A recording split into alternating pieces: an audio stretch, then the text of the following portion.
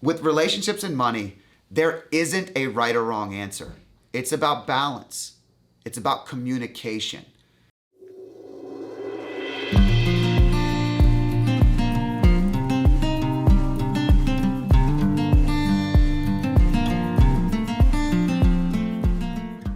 Relationships and money. What a challenging topic, right? I mean, two people are supposed to come together and immediately unify in the way they view the world and money. People get divorced for two big reasons. One is money, and one is something that has nothing to do with what I do for a living, so I'm not going to talk about it. But the reality is, money is a major topic when it comes to relationships. What are some of the challenges? What are some of the things that people are challenged with? Here's a big one. Somebody pays the bills in your house. I've done other videos where I've talked about this before. It's worth mentioning over and over and over again.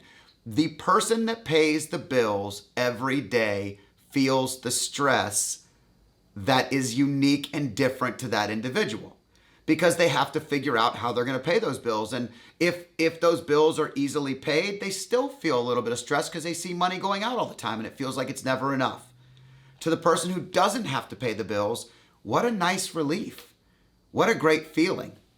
Now here's the challenge. If the person in the house that pays the bills happens to be the person that doesn't actually worry about the future of the money, you could be in a lot of debt. There could be a big challenge. Or what if the person is really, really tight? Then every decision the other person makes is a bad decision. See, money in relationships is really unique because you're really coming at it from two different personalities. Did you grow up without anything? Did you grow up and you had food on the table and shelter, but you didn't have extra money? Or did you grow up where your parents were small business owners and entrepreneurs and they made a good amount of money and your college was paid for and you always had a backup and they put a down payment on your house and you studied abroad and life was phenomenal? Those two people get married and then they start together and they have completely differing concepts. Here's another thing. Personalities are different. Not just how you were raised, but personalities. If you're analytical and reserved, you're very conservative and very concerned and very worried about the way things are and you're tracking everything. If you're extroverted and results oriented and you just think, don't worry, we'll make more, those two people get married too. And they have to come to conclusions. The more money you make, the more challenges you have, right? And so if you're on the other side of the equation and you happen to be very successful and doing great, all of a sudden, one person may think that you're creating complexity out of life's simplicities, while maybe all the person's trying to do is diversify assets and have a little real estate and have a little stocks and have a little bonds and have a little different style investments. See, these are all different types of people and relationships just complicated. It's hard enough to not get upset with each other over the way you put toothpaste on a toothbrush, let alone how you handle money. Oh, I got a good one. What about the children? What about the children? One parent loves to buy lots of clothes for the kids, new shoes all the time. In my house, my boys would have me buy a brand new set of soccer cleats just about every month if it were up to them. But mom and I are aligned, and we both agree, thank God. But the reality is there are couples that don't. And all of a sudden, the kids are getting all the money, and mom and dad are just on two different sides of the coin. These are some of the things that we're all challenged with. And it just adds more flavor to a relationship. You know, money is something that can be very challenging in general. It can be challenging when you're dating, coming from two different worlds. I have friends of mine who are highly successful and their children are living a life that is amazing. Whoever their partners are in their life, they're going to have to live up to a certain standard. And I have other people who are growing up that I know with not a whole lot, and they are workers and they are grinding every day and their work ethic is going to be unique. They're going to have to find someone who really appreciates that and understands them and knows where they come from. See, with relationships and money, there isn't a right or wrong answer. It's about balance. It's about communication. The key is communication. Understanding and empathizing with the way we're raised, understanding and empathizing with our personalities, taking the time to put yourself in the other person's shoes can really help you better communicate.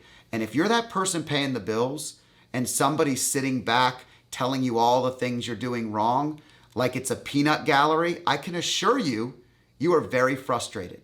Maybe you're a little quick-tempered. But the truth is, all those little voices can also add value to the overall financial health. All those differing opinions can create a really great plan together. Understanding and being aligned through communication can help you visualize what you're both working for. What are you working towards? What is partnership really about? What good is money if it can't provide you the freedoms that you're trying to work towards together in the relationship? And oh, by the way, teaching the children effective and efficient ways to manage their own finances, giving them the ability to understand that not everybody lives in maybe the world they live in. Maybe that world is really, really tough, and sharing with them that not the whole world is like that either.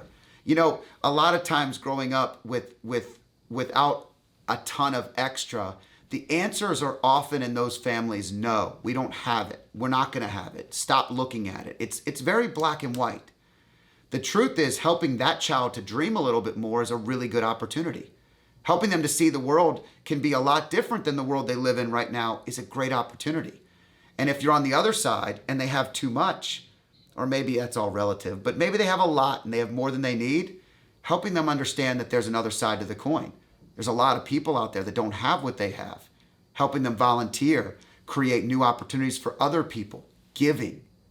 These are all things that help provide our children with that same perspective that make them great in relationships later. So when I talk about relationships, I could tell you I sit in this office many, many a days, and couples come in and they are not on the same page. And part of our job is to help them get there, or to at least align the goals so they're working towards the same objectives and dreams. Everybody can do it. It sounds really hard at times, and some days is extremely challenging.